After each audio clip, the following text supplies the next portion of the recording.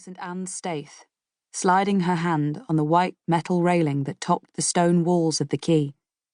Small craft lay beached on the mud, some of them not much more than rowing boats with sails. Ropes thrummed, and flimsy metal masts rattled in the light breeze and flashed in the sun. Across the narrow estuary, the white houses seemed to be piled haphazardly beside and on top of one another. At the summit of the cliff stood St. Mary's Church, just as it had in one form or another since Abbot William de Percy built it between 1100 and 1125.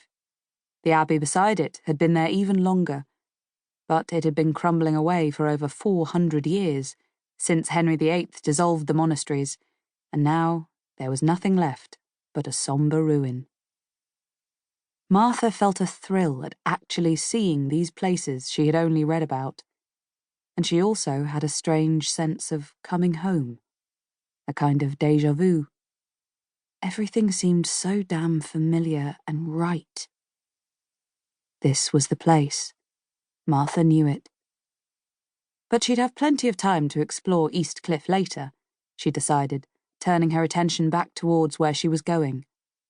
The pubs, seafood stalls, and souvenir shops on her left gave way to amusement arcades and a Dracula museum, for it was here, in Whitby, where the celebrated Count was said to have landed.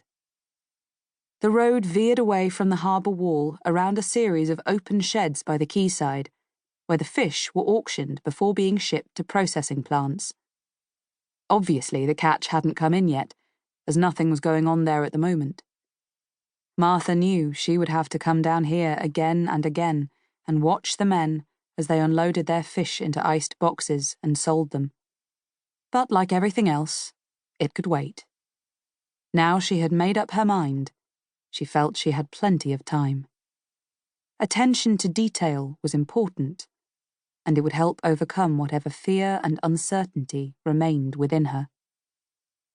She stopped at a stall and bought a packet of shrimps, which she ate as she carried on walking. They sold whelks, winkles, and cockles too, but Martha never touched them. It was because of her mother, she realised. Every time the family had visited the seaside, usually Weston-super-Mare or Burnham-on-Sea, and Martha had wanted to try them, her mother had told her it was vulgar to eat such things. It was, too, she had always believed. What could be more vulgar than sticking a pin in the moist opening of a tiny conch-like shell and pulling out a creature as soft and slimy as snot? It wouldn't bother her now, though. She had changed. Her mother didn't know it, but she had. Now she could probably even rip apart a lobster and suck out the meat. But her mother's words still stuck in her mind.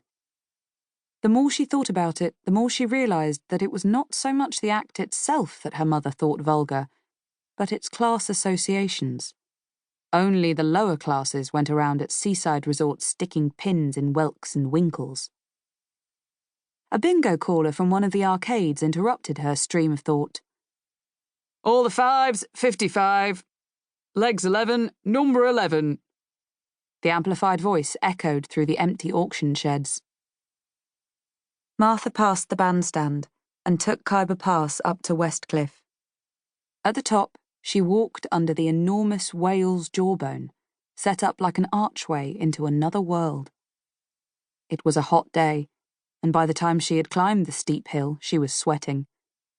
She ran her hand along the smooth, warm, weather-darkened bone and shuddered. If this was just the jaw, how gigantic the creature must have been. A true leviathan. And as she passed under its shadow, she fancied she was like Jonah being vomited forth from its mouth. Or was she going the other way, entering the whale's belly? She could picture the old Sunday school illustrations of the Bible story. Inside, the whale had looked as vast and gloomy as a cathedral, with the ribs mimicking its vaulting. And there sat poor Jonah, all alone. She imagined how his cries must have echoed in all that space. But could there really be so much emptiness inside a whale? Wasn't it all a twisted...